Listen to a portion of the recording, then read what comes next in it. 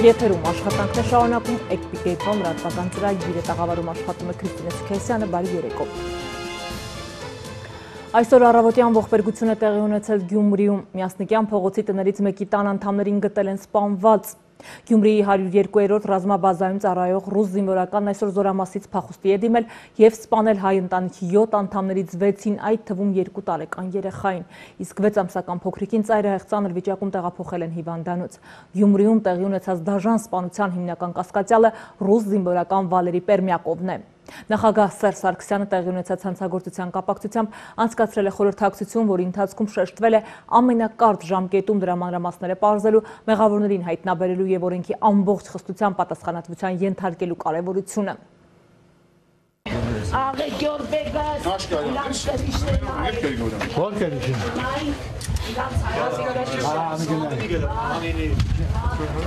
Ողբերգություն, որի լուրը ցնցեց բոլորիս, մի պահ ոչ ոք չհավատաց ականջներին, ապա սարսափից փակեցին աչքերն ու ականջները։ Գյումրիի Միասնիկյան փողոցի տներից մեկում տան անդամները սպանված են։ Գյումրիի 102-րդ ռազմաբազայում ծառայող ռուս զինվորականը այսօր զորամասից դիմել է փախուստի և սպանել հայ ընտանիքի 7 անդամներից 6-ին, այդ թվում 2 տարեկան երեխային։ Կենդանի է մնացել 6 ամսական փոքրիկը միայն։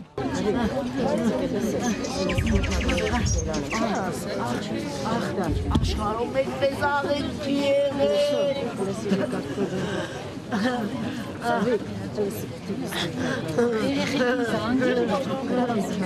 Գրակոչներից միակ փրկվածին Սերյոժա Ավետիսյանին ծայրահեղ ծանր վիճակում տեղափոխել են Գյումրու ավստրիական մանկական հիվանդանոց։ Բժիշկներն արդեն վիրահատել են երեխային, փոքրիկի վիճակը գնահատվում է ծանր։ Կրծքավանդակի շրջանում առկա կտրած ծագած վերքեր, որոնցից մեկը եղել է թափանցող։ Երեխային կատարվել է ինտենսիվ բուժական միջոցառումներ, արհեստական շնչառության ապարատին է միացվել և վիրահատվել է, որովայնի խոռոչի օրգանների ռևիզիա է կատարվել, որևէ խոռոչավոր կամ պարենխիմատոզ օրգանների վնասում չի հայտնաբերվել, վիրահատությունից հետո նույնպես երեխայի վիճակը շարունակում է մնալ ծանր, հիմնականում կապված շոկային վիճակի հետ, այլ ոչ թե այդ պահին առկա վերքերի։ Մահացած են ընտանիքի հայրն ու մայրը Սերյոժա և Հասմիկ Ավետիսյանները, նրանց որդին ու հարսը Արմեն Ավետիսյանն ու Արաքս Ավետիսյանը, դուստրը Այդա Ավետիսյանն ու 2 տարեկան թոռնիկը։ Առավոտ ժամը 10-ից ելանք արդեն խանութ էր տանում, ձեն լսինք, ձեներից դուրս եկանք։ Ուրիշ բան ասենք, թե ձեն լսած եղնենք, հա դուրս եկածեղնենք, առավոտ դուրս եկանք, ձեներից դուրս եկանք, չգիտեմ ով է այդ ձեները,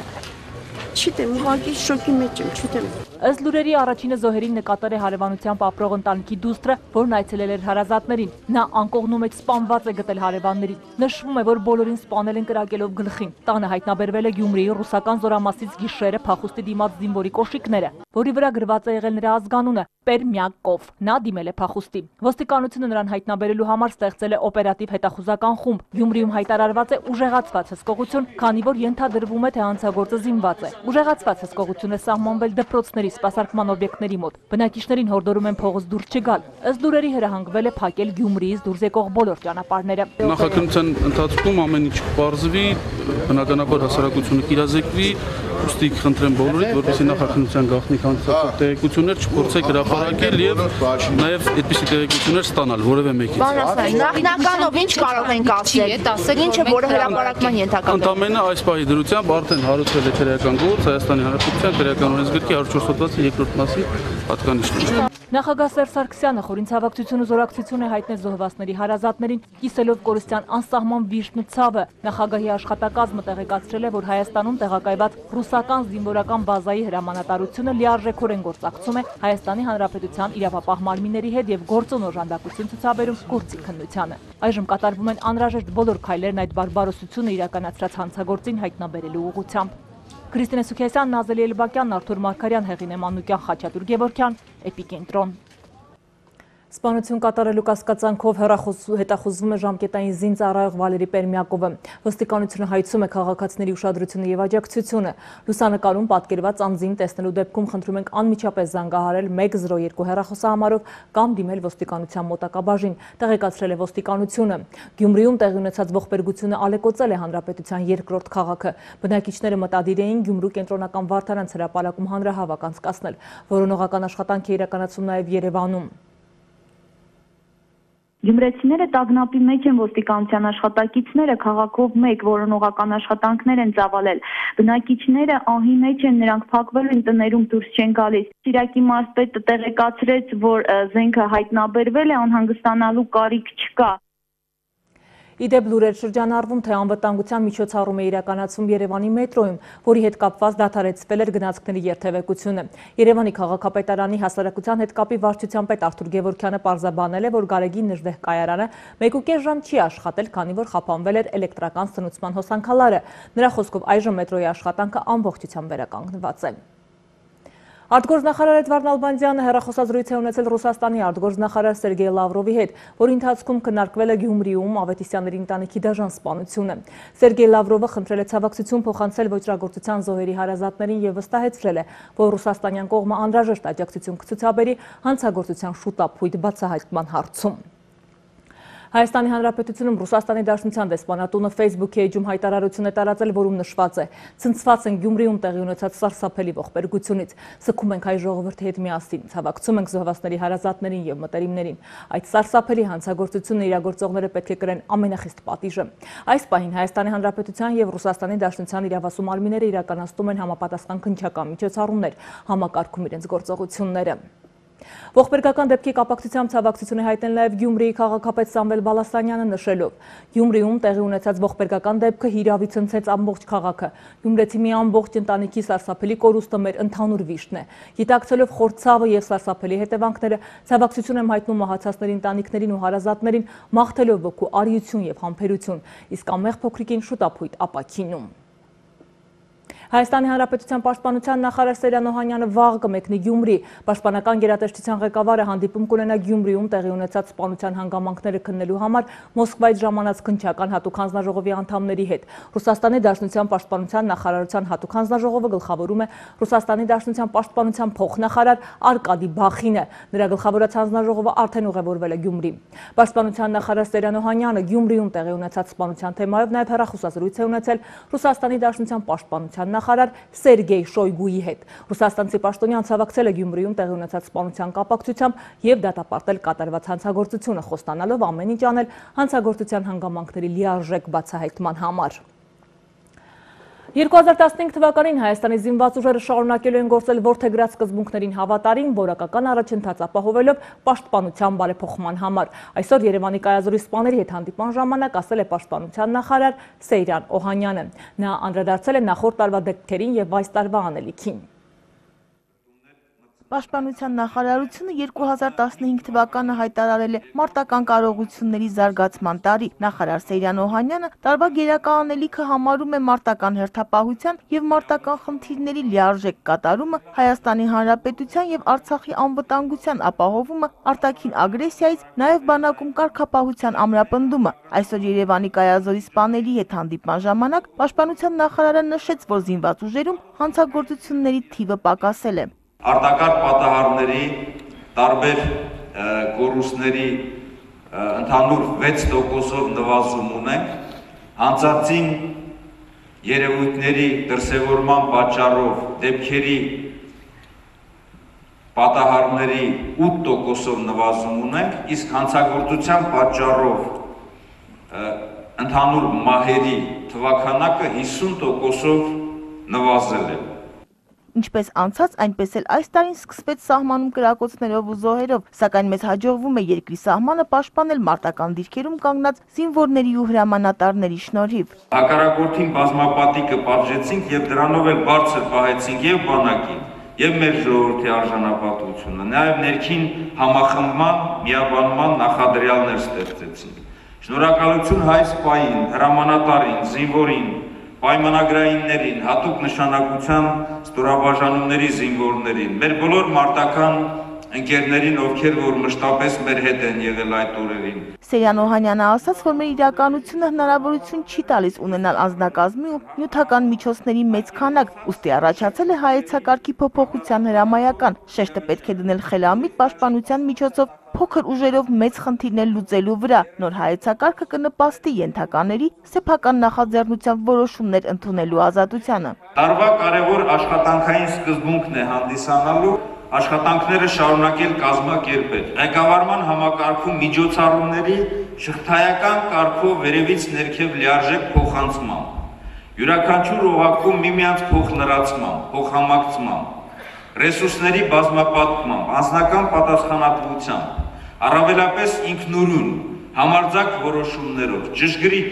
ստույգ, կոնկրետ աշխատանքի իրականացմամբ, հրամանատարներին, պետերին պարտավորեցնելով թույլ օղակների հայտնաբերմամբ, դրանք հետևողական և խստորեն վերահսկմամբ, մեթոդապես ճիշտ օգնության և որոշ խախտումների նկատմամբ հանդուրժողականության ցուցաբերմամբ, հիմնական ջանքերը վաշտ մարդկոց օղակում կենտրոնացմամբ հասնել նրանց առջև դրված խնդիրների արդյունավետ կատարմանը և զինված ուժերում առկա առատավոր երևույթների վերացմանը։ Այս տարի նույնպես ոչ միայն կպաշտպանենք մեր հայրենիքի սահմանը, այլև քայլ առաջ կկատարենք զինված ուժերի զարգացման գործում, հանդիպման վերջում ասաց նախարար Սեյրան Օհանյանը։ Նաիրա Պողոսյան, Վարդան Մկրտումյան, Էպիկենտրոն։ Այսօր ժամը 16-ին Պաշտպանության բանակի հարավային ուղղությամբ տեղակայված զորամասերից մեկի պահպանության տեղամասի մարտական հենակետում հակառակորդի կրակոցից վիրավորվել է զինծառայող 1992 թվականին ծնված Միսակ Հակոբյանը։ Երկու օր է սահմանին լարված վիճակ է, հակառակորդը սահմանի տարբեր ուղղություններով բազմաթիվ անգամ խախտել է հրադադարը և դիվերսիոն հարձակումներ գործել։ Հայաստանի Հանրապետության զինված ուժերը և Լեռնային Ղարաբաղի Հանրապետության Պաշտպանության բանակի զորքերի մարտավարական գործողությունների շնորհիվ հաջողվել է կասեցնել հակառակորդի դիվերսիան և արժանի պատասխան տալ։ Ցավոք կան զոհեր։ Երկու օրում 2000 կրակոց տարբեր տրամաչափի զինատեսակներից հունվարի 10-ին և 11-ի գիշերը հակառակորդը 200 անգամ խախտել է հրադադարի ռեժիմը։ Շփման գծի որոշ հատվածներում հակառակորդը գործի է դրել նաև անօդաչու թռչող սարքեր, եղել են նաև դիվերսիոն հարձակումներ ու հարձակման փորձեր։ Այսպես հունվարի 11-ի գիշերը Ղարաբաղ-ադրբեջանական շփման գծի հյուսիսարևելյան և արևելյան ուղղություններով հակառակորդի դիվերսիոն հետախուզական խմբերը ներթափանցման փորձեր են կատարել։ Պաշտպանության բանակի առաջապահ ստորաբաժանումների շնորհիվ Ադրբեջանի հատուկ ջոկատայինների առաջխաղացումը կասեցվել է։ Հայկական կողմը կորուստ չի ունեցել, հակառակորդի կրած կորուստները դեռ ճշտվում են։ Դիվերսիա է եղել նաև Տավուշի մարզում, որի հետևանքով սպանվել է Ոսկեվան գյուղի բնակիչ 79-ամյա Սերոժա Սարգսյանը, որը հասարակության մեջ հայտնի էր Հրանտիկ անվամբ։ Համայնքի ղեկավարի խոսքով Սերոժան սպանվել է Բաղանիսի արոտավայրերում իր հոտը արածեցնելու ժամանակ և սահմանը չի անցել։ Ես չեմ կարասեմ դիվերսիոն խումբեր, թե հեռակրակոցեր, համենայն դեպս սահմանին մոտ ինքը խփվել է։ Ինքը ոչ թե հաստիկային հովիվ էր, այլ մի 4-5 ընտանիքով իրանց ոչխարներ ասենք հերթականությամբ տանում են, արածացնում բերեմ։ Ինքը իր ընտանեկան հերթն էր։ Գլխին ստացած կրակոցից Սերոժա Սարգսյանը տեղում մահացել է, իսկ հակառակորդի կրակոցները դադարել են համապատասխան հարված ստանալուց հետո միայն։ Կրակոցները դրանից հետո շարունակվել են, երկկողմանի փոխհրաձգություն է տեղի ունեցել, գիշերն էլ է, հիմա խաղաղ է։ Ադրբեջանի պաշտպանության նախարարությունը չի ընդունում, որ զոհ է ունեցել, սակայն Բաղանիսի հատվածից ներթափանցած դիվերսիոն խումբն ունեցել է նաև կորուստներ։ Նախնական տվյալներով հակառակորդը տվել է 1 վիրավոր և 1 զոհ։ Արծրուն Հովհաննիսյանը տեղեկացրել է, որ հակառակորդի դին չեզոք գոտուց դուրս է բերվել անցած գիշեր։ Անվտանգության նկատառումներից ելնելով Երևան-Թբիլիսի միջպետական ճանապարհից օգտվողները որոշ ժամանակ օգտվում են շրջանցիկ, ավելի ապահով ճանապարհից։ Արթուր Հակոբյան, Էպիկենտրոն։ Ադրբեջանի կտանքների դեմ հանձնաժողովի նախագահ Էլչին Բեհբութովը այցելել է հայ ռազմագերի Արսեն Բաղդասարյանին։ Նա հայտարարել է, որ Բաղդասարյանը չի ուզում վերադառնալ Հայաստան և ցանկություն է հայտնել հանձնվել երրորդ երկրի։ Արսեն Բաղդասարյանը գերի է եկել դեկտեմբերի 27-ին, որի կապակցությամբ ԼՂՀ պաշտպանության բանակը պարզաբանել է, որ տվյալ անձը եղել է պաշտպանության բանակի պայմանագրային զինծառայող, պարբերաբար ինքնակամ լքել է մշտական տեղակայման վայրը, որի համար հրամանատարության որոշմամբ կարգապահական խախտումներ կատարելու հիմնավորումով ժամանակավորապես հեռացված է եղել ծառայությունից։ ԲՀԿ նախագահ Գագիկ Ծառուկյանը ցավակցել է հունվարի 7-ին Շարլի Էբդո պարբերականի դեմ կատարված աննախադեպ ահաբեկության հետևանքով զոհվածների հարազատներին ու Ֆրանսիայի ամբողջ ժողովրդին։ ԲՀԿ պատվիրակությունն այսօր այցելել է Հայաստանում Ֆրանսիայի դեսպանատուն։ Բարգավաճ Հայաստան կուսակցության падգամավոր ազգային ժողովի ԲՀԿ խմբակցության քարտուղար Նայրա Զորաբյանը գրառում է կատարել դեսպանատան Սքոմատյանում և ցավակցական ուղերձը փոխանցել է Հայաստանում Ֆրանսիայի արտակարգ և լիազոր դեսպան Ժան-Ֆրանսուଆ Շարպանտիեին։ Ցավակցական ուղերձում ասված է. Հարգարժան պարոն դեսպան, ես խորապես ցնցված եմ հունվարի 7-ին Շարլի Էբդո պարբերականի դեմ կատարված աննախադեպ ահաբեկչական հարձակումից։ Իմ անկեղծ ցավակցությունն եմ հղում Ֆրանսիայի ողջ ժողովրդին, ահաբեկչության զոհ դարձած լրագրողների եւ ոստիկանների ընտանիքներին, ովքեր կատարում էին իրենց մասնագիտական պարտականությունը։ Որևէ ահաբեկչություն երբեք եւ ոչ մի ժամանակում չի կարողացել ու չի կարողանալու լռեցնել ազատ խոսքը։ Այդ խայտառակ ահաբեկչությունը աննախադեպ ոտնձգություններ ազատ խոսքի նկատմամբ։ Կրկին անգամ իմ եւ Բարգավաճ Հայաստան կուսակցության անունից փոխանցեք իմ խորին ցավակցությունը Ֆրանսիայի ողջ ժողովրդին, անմեղ զոհերի հարազատներին եւ բոլոր նրանց, ում համար թանկ է խոսքի ազատությունը։ Այս դժվարին օրերին մեր մտքերն ու մեր աղոթքները Ֆրանսիայի ժողովրդի հետ են։ Ֆրանսիայում տեղի ունեցած ահաբեկությունները դատապարտելու համար հունվարի 11-ին Փարիզում անցկացվել է միասնության միլիոնների երթ, որին մասնակցել է մոտ 50 երկրի առաջնորդ։ Բազմաթիվ պաշտոնյաների թվում Ֆրանսուଆ Օլանդի կողքին կանգնել է նաև Թուրքիայի վարչապետը։ Ահմեդ Դավութօղլուն սակայն Փարիզ էր գնացել ոչ այնքան ահաբեկության դեմ խոսելու, որքան Եվրոպային իսլամաֆոբիայի համար մեղադրելու։ Թուրքիայի դաշնակից Ադրբեջանի նախագահն էլ նեղություն չի կրել գնալ Ֆրանսիա։ Իլհամ Ալիևի ոչ ստանդարտ հայտարարությունների եւ Թուրքիայի խոստովանությունների մասին է Նաիրի Հողկյանի տեսանյութը։ Մոտ 3 միլիոն մարդ Փարիզում մասնակցեց հանրապետական կամ միասնության երթին, դատապարտելով մուսուլման եղբայրների հանցագործությունն ու աշխարհին կոչ անելով միասնաբար պայքարել ահաբեկության դեմ։ Ահաբեկիչների մի մասն սպանվեց, մեկին հաջողվեց փախչել Ֆրանսիայից ու հասնել Թուրքիա։ Այդ երկրի արտգործնախարարությունը հունվարի 12-ին հաստատեց Մոնդի տեղեկությունը, որ Հայաթ Բումեդիենը նախ Մադրիդից գնացել է Ստամբուլ, մի քանի օր մնացել այնտեղ, հետո հասել Սիրիայի սահման ու մեկնել Ֆրանսիա։ Փարիզի ահաբեկություններից հետո Բումեդիենը կրկին Թուրքիայում է։ Ֆրանսուଆ Օլանդի կողքին ահաբեկության դեմ բողոքող Ահմեդ Դավութօղլուն հայտարարել է, որ սա պայքար է ոչ միայն իսլամիստների, այլև իսլամի թշնամիների դեմ։ Թուրքիան իսլամաֆոբիայի եւ մսկիթների վրա հարձակումների վերաբերյալ նույնքան սուր արձագանք է սպասում Եվրոպայից։ Մենք իրավունք ունենք հիմա ավելի քան երբևէ Եվրոպայից նույնպիսի զգայունության սպասել իսլամաֆոբիայի եւ մսկիթների վրա հարձակումների հարցում եւ ուզում ենք մարդկային արժանապատվության հարգանք տեսնել, անկախ էթնիկ եւ կրոնական պատկանելությունից։ Ֆրանսիացիներին սպանող հանցագործները իսլամի հետ կապ չունեն, նրանք ահաբեկիչներ են, Անկարայում հայտարարեց Թուրքիայի նախագահ Էրդողանը, Եվրոպային զգուշացնելով նոր ահաբեկությունների վտանգի մասին։ Դա համաշխարհային սպառնալիք է, ասել է Ռեջեփ Էրդողանը, մեղավոր համարելով ոչ թե իսլամիստ ահաբեկիչներին, այլ արևմուտքին, որը ծաղրանկարներով ու մուսուլմանների նկատմամբ անհանդուրժողականությամբ հրահրում է ատելության տրամադրություններ։ Հենց այդպիսի տրամադրությամբ էր Ադրբեջանի նախագահի ցավակցական ելույթը։ Ադրբեջանի պետության ու ժողովրդի անունից ցավակցություն եմ հայտնում զոհվածների հարազատներին եւ վիրավորներին մաղթում արագ առողջացում, բայց սա չէր կարող լինել սովորական երևույթ։ Ֆրանսիացիները պետք է հասկանային, որ իսլամի նկատմամբ հեգնանքը չէր կարող անհետևանք մնալ։ Սա կարող է կրոնական պատերազմի պատճառ դառնալ։ Ոչ ստանդարտ եւ սենսացիոն հայտարարություններ թուրքական երկու պետություններից, իսկ Չեչնիայի նախագահը արևմուտքին կոչ արեց նույն վերաբերմունքն ունենալ նաեւ մերձավոր արևելքում խաղաղ բնակիչների սպանող ահաբեկիչների նկատմամբ։ Որտեղ էր Եվրոպայի միասնականությունը, երբ ահաբեկիչները Գրոզնիում պայթեցրին կառավարության տունը, երբ գրավեցին Բեսլանի դպրոցը եւ պատանդներ վերցրին Դուբրովկայում։ Ռետորական հարց է տալիս Ռամզան Կադիրովը, համոզված լինելով, որ փարիզյան հանցագործությունների հետևում կանգնած են ազդեցիկ ուժեր։ Իրաքում եւ Սիրիայում 2014-ի կեսից տասնյակ հազարավոր մարդկանց սպանած Իսլամական պետություն խմբավորումը պաշտոնապես զենք ու փող ստանում է Սաուդյան Արաբիայից, ոչ պաշտոնապես Թուրքիայից, եվրոպական մի քանի երկրներից ու Ամերիկայից։ Փարիզի ահաբեկության հեղինակները Իսլամական պետության անդամներ են։ Նաիրի Հողիկյան, Էպիկենտրոն։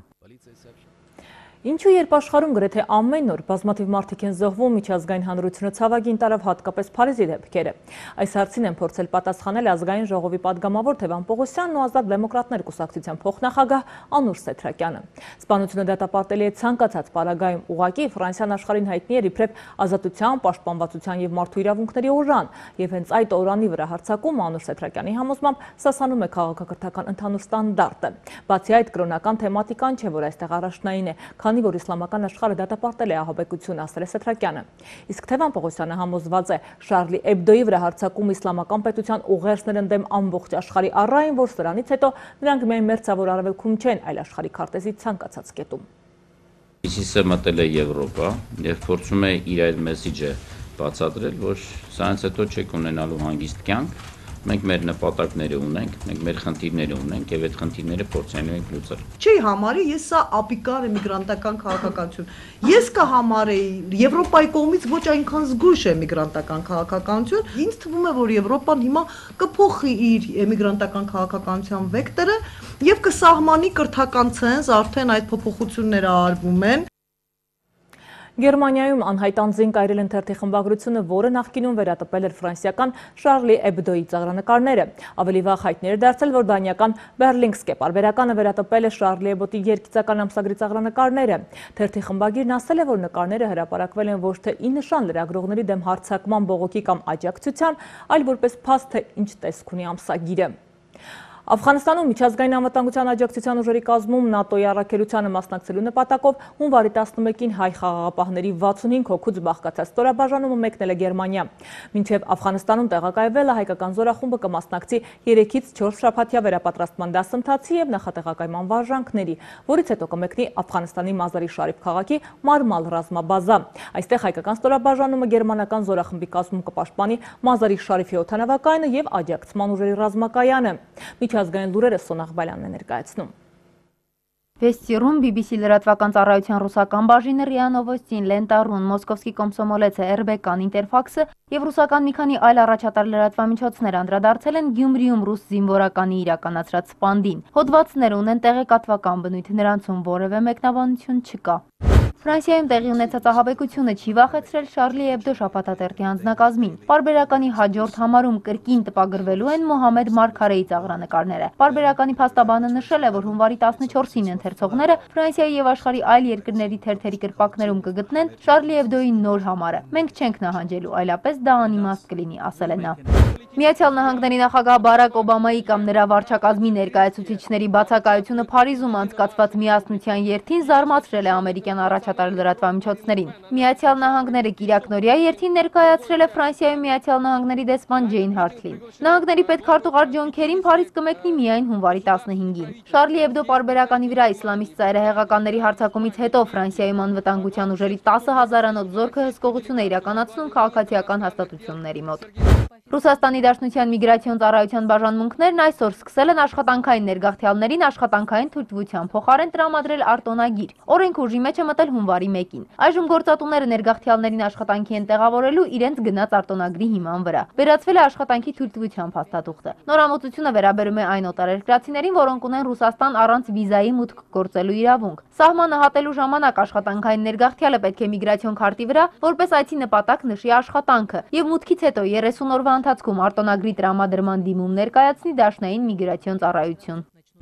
Ինտերպոլը պաշտոնապես միջազգային հետախուզում է հայտարարել Ուկրաինայի նախկին նախագահ Վիկտոր Յանուկովիչի նկատմամբ։ Նրա տվյալները հրապարակվել են Ինտերպոլի կայքում։ Ինտերպոլը հետախուզում է հայտարարել նաև երկրի նախկին վարչապետ Միկոլա Ազարովի, Յանուկովիչի որդու եւ մի քանի այլ նախկին պաշտոնյաների նկատմամբ։ Յանուկովիչին մեղադրում են միջոցների յուրացման, սպառման եւ չարաշահման համար։ Ի դեպ Յանուկովիչի տան նոր սեփականատերը հայ է Արթուր Խաչատուրի Ռոստոմյան։ Պետական գրանցման մասին տեղեկություն չկա, այսինքն սեփականության վրա կալանք չի դրվել։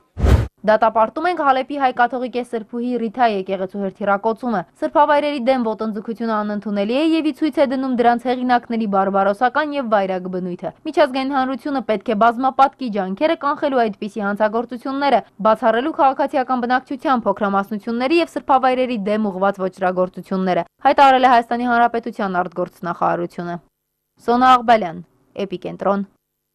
Հայաստանը նոր տարին դիմավորեց տնտեսական նոր միության ներսում։ Հունվարի 1-ից մենք Եվրասիական տնտեսական միության անդամ ենք։ Մինչև այսօր կան չպարզված մանրուքներ կապված մաքսային ոլորտի հետ։ Տնտեսագետները կարծում են, որ առաջիկա 2 տարվա ընթացքում մինչև միության կայացումը Հայաստանի տնտեսությունը վնասվել է կրելու, բայց դրանից հետո եթե կարողանանք մտնել 3 պետությունների շուկա, հաջողության դուռը կբացվի Հայաստանի առաջ։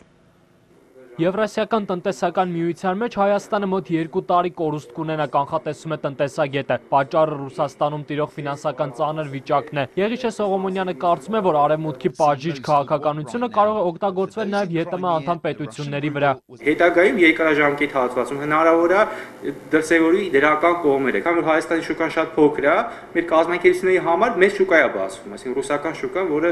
շատ գրավիչ է շատ երկրների համար։ Իսկ այդ գրավիչ շուկայում տեղ գրավելու համար հարկավոր է պետական ծրագիր, որն ըստ տնտեսագետի այսօր Հայաստանը չունի։ Պիտի զարգացնեն ռազմավարական ոլորտները, որոնք պիտանի են Եվրասիական տնտեսական միության անդամ 3 պետությունների համար։ Առաջին հերթին գյուղատնտեսությունն է, երկրորդ տեքստիլ արդյունաբերություն, հիմա կարծում կառավարությունը նույնիսկ այդ ուղղության քայլերը չի ձեռնարկում, առաջնային ինովացիոն տեխնոլոգիաներն են, զարգացնում։ Ոլորտները որքան էլ զարգացած լինեն, Հայաստանի համար մեկ այլ խնդիր կա տարածքային շրջափակումը։ Դեպի ԵՏՄ անդամ պետություններ ելքի միակ ցամաքային ճանապարհը Լարսն է, որը ձմեռը միշտ փակ է։ Ինչպես է բեռ փոխադրելու Հայաստանը այն դեպքում, որ այլ տարբերակ չունի։ Այս պարագային Լարսին փոխարինող տարբերակ կարա լինի ուղղակի ոչ ցամաքային, ծովային ճանապարհ փոթին կարա օգտագործվի։ Գրեթե 1 տարի է անցել ԵՏՄ անդամակցության գործընթացից, բայց մինչև այսօր կան մաքսային բացեր, որոնք հայտնի չեն ոչ գործարարին, ոչ էլ սովորական քաղաքացուն։ Մարդիկ անտեղյակ են։ Իրանք ինչ խնդիրների առաջ կարող են կանգնել, ինչ փոփոխություններ ա լինելու իրանց մոտ, քան չկար ընդհանրենք դեկտեմբերի 30-ին։ Տեսակետներից մեկի համաձայն Հայաստանը եվրոպական, չինական, ասիական շուկան փոխեց 170 միլիոնանոց շուկայի հետ։ Տնտեսագետը համոզված է, որ այդպիսի վտանգ չկա։ Հենց Եվրոպան ինքն է ցանկանում խորացնել տնտեսական գործակցությունը Հայաստանի հետ։ Եթե մրցունակ լինի, հա, այսինքն նույն պայմաններում է գործելու, մինչև մաքսային միություն մտնել է ու դրանից հետո ոչ մի բան այդ մասով չի փոխվել։ 2015 թվականից Հայաստանի, Ռուսաստանի, Բելարուսի ու Ղազախստանի քաղաքացիները ստիպված չեն լինելու ԵՏՄ ցանկացած անդամ երկրում աշխատելու համար աշխատանքային թույլտվություն ստանալ։ Նրանց կրթական փաստաթղթերը բացառությամբ իրավաբանների, մանկավարժների, բժիշկների ու դեղագործների դիպլոմների լիարժեք ուժ ունեն անդամ պետություններում։ Միության անդամ ցանկացած երկրում գտնվող Հայաստանի քաղաքացին ու նրանց ընտանիքի անդամների սոցիալական ապահովվածության հարցերը բացառությամբ կենսաթոշակային պարտավորությունների իրագործվում են նույն կարգով ու պայմաններով, ինչ այդ երկրի քաղաքացիներին է։ ԵՏՄ տարածքում աշխատած Հայաստանի քաղաքացիների աշխատանքային ստաժը ևս հաշվարկվում է։ Արամ Արարատյան, Հովանես Քյուրքչյան, Էպիկենտրոն։ Վերիշենում է ապրում Գորիսի ամենաերկարակյաց պապը։ 100 տարին բոլորած Նիկոլայ Բադալյանը լավ է հիշում մոր խոսքերը։ 1915 թվականի հունվարի 10-ին Գորիսի ծննդատանը 19 երեխա է լույս աշխարհի եկել։ Եթե երկար եք ուզում ապրես, շատ աշխատեք, ասում է մեկ դար ապրած Նիկոլայ պապը։ Մասնակցել է հայրենական մեծ պատերազմին, վիրավորվել 2 անգամ։ Վերջին տարիներին լսողությունից է գանգատվում։ Վերիշենի դպրոցում աշխատել է ռազմագիտության ուսուցիչ, շրջկոպում պահեստապետ։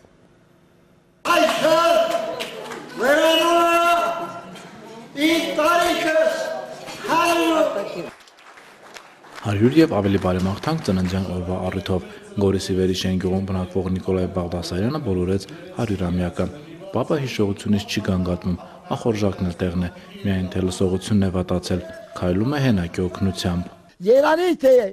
մեր տարիքս դե հալա ծերներ աշատ։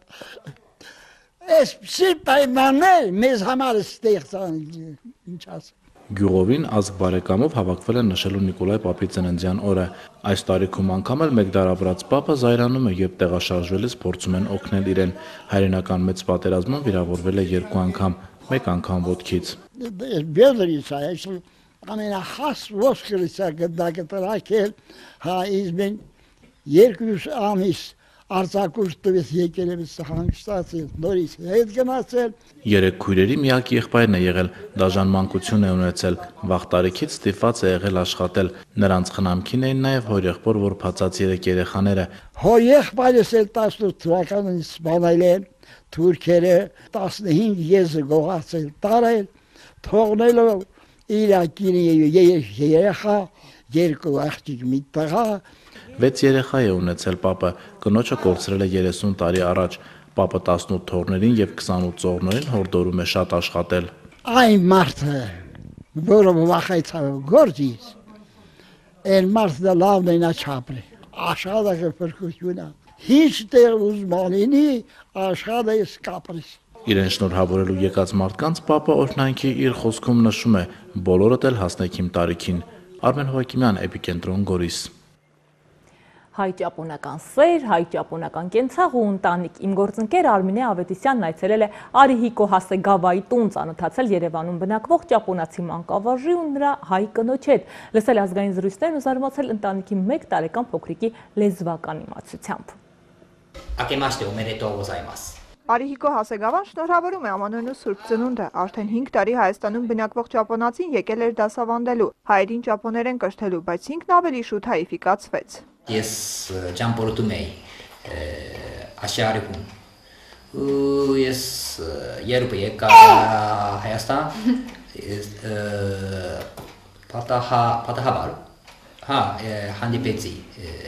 ուսանողների, որ ճապոներեն սովորում էին։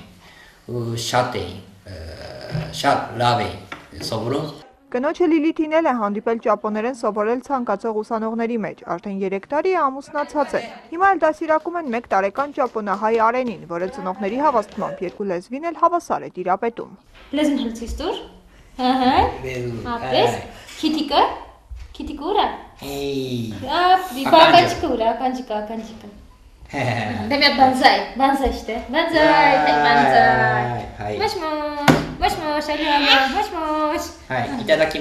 գոյսոսամա։ Գոյսոսամա։ Արիհիկոն մտերիմ է Լիլիթի բոլոր հարազատների հետ, սիրում են ճապոնացի փեսային, փոխադարձ սերն ու հարգանքը վայելում է նաև Լիլիթը, որը ամուսնու համար հաճույքով է ճապոնական ուտեստներ պատրաստում, եւ ամեն օր, եւ տոներին։ Սուշի պատրաստեցի։ Նա պատրաստեց։ Ես պատրաստեցի սուշի։ Արեն։ Կոտանաշկո։ Այ դուք հայկական ինչ եք սիրում ուտել։ Ամեն ինչ, բայց տորումա նամիգաս։ Դժվժիկսկի։ Հա, ամեն ինչ, տորումա, հա։ Նամիգասկի կանա։ Շապովիլի հայկական չի, բրացական է։ Արե, Kerususto. Kerusus? No, kerusus. Kerusus. Kerusus? Չգիտեմ։ Քարտոֆիլ, թավարիմիս, չգիտեմ, ես ապշե չեմ սարքել, դրա համար չգիտեմ, բայց համովա։